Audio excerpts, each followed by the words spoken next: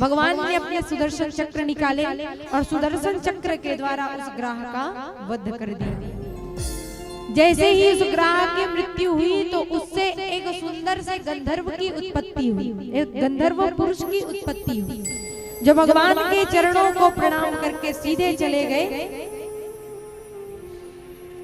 अपनी गंधर्व योनि में। और देखो गए,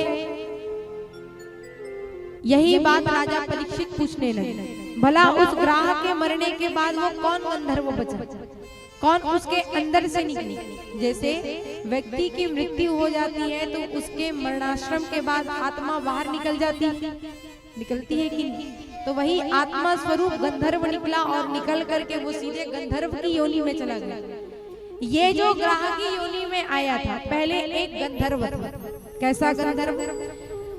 तो कहते हैं, हे राजन परीक्षित कहे, यह जो ग्राह की योनि में आया था इसका पूर्व जन्म में एक नाम था जिनको लोग हुहु नामक गंधर्व के नाम से जानते थे।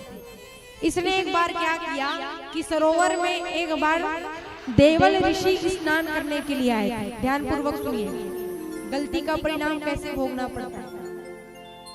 तो देवल ऋषि जिस सरोवर में स्नान करने आए थे तो इसने क्या किया, अंदर ही अंदर जा करके देवल ऋषि के पैरों को पकड़ करके खींचने लगे।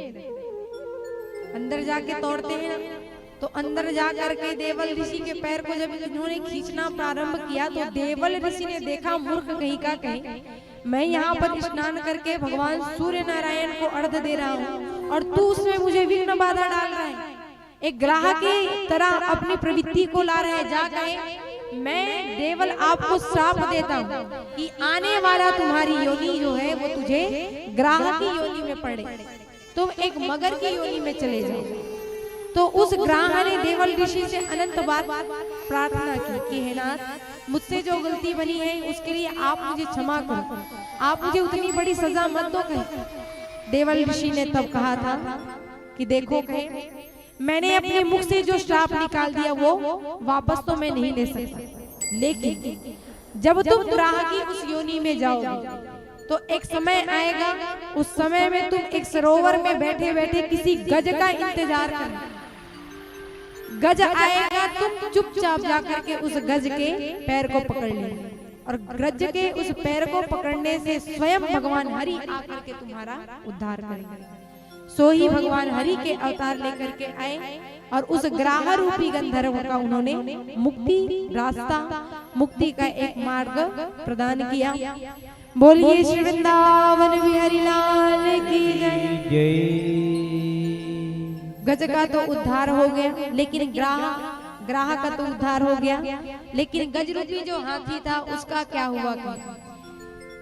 तो ये जो गज था, ये जो हाथी था, इसको भी एक श्राप मिला था। कैसे कि द्रविड़ प्रांत में ये पहले पूर्व जन्म में बहुत बड़े राजा थे और राजा का कर्तव्य होता है प्रजा की सेवा करना, देख रेख करना, लेकिन इसके अंदर आत्म का ज्ञान प्राप्त हो गया था, भगवत भक्ति प्राप्त हो गई थी। तो इन्होंने पूरे राजपाट को छोड़ करके सीधे एक वन में आकर के एक हाथी की तरह, एक गज की तरह बैठ गए।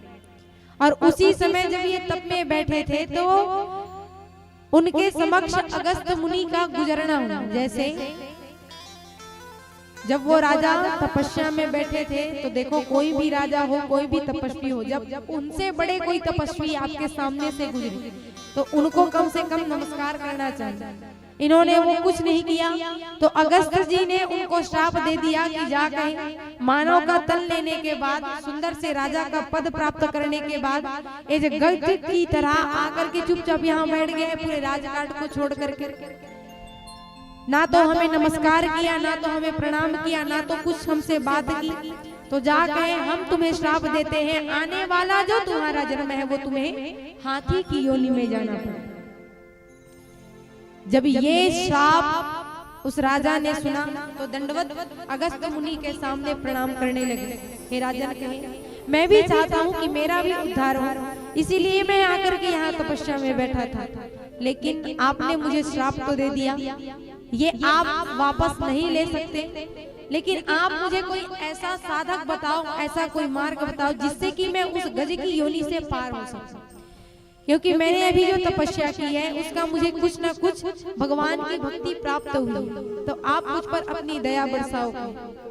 तो अगस्त मुनि ने उस समय कहा था कि जब तुम हाथी की योनि में आओगे, जब तुम गज की योनि में आओगे, तो गज की योनि में आने के बाद समय आएगा तुम एक सरोवर में जाओगे, और जैसे ही तुम उस सरोवर में जाओगे तो एक ग्राह तुम्हारे पैरों को पकड़ लेगा।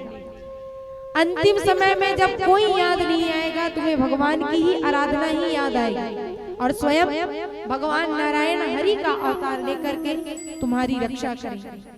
और ऐसे सुंदर हे राजन परीक्षित, ग्राह से ग्रसित उस गजेंद्र की भगवान ने रक्षा की। गज को अपने समक्ष नारायण लोक में, वैकुंठ लोक में उन्होंने अपना पार्षद बना लिया, और इस ग्राह को सुंदर गंधर्व की योनि पुनः प्रदान की। बोलिए श्री भागवत भगवान